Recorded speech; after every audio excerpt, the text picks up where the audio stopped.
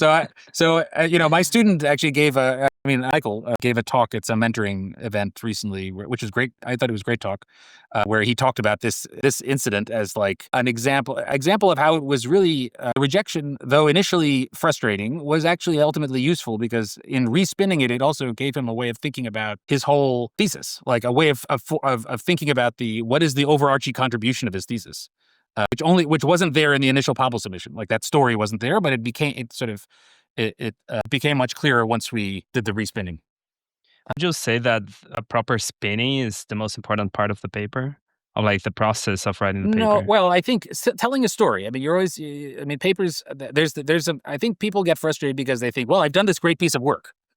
Why don't they Right. publish it already? Right. Yeah. And like, yeah, I don't know. It doesn't work that way, right? You have to convince people that this is a worthy thing to publish, and so you have to tell a good story. I think this gets a bad rap. People call this, I think this is an excessive focus on salesmanship or something like this.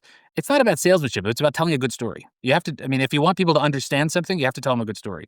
Why should they? What is the point of this paper? How does it fit into the literature? Like these are all basic questions people want to know if they want to understand your work. So I see it as really important part of the process.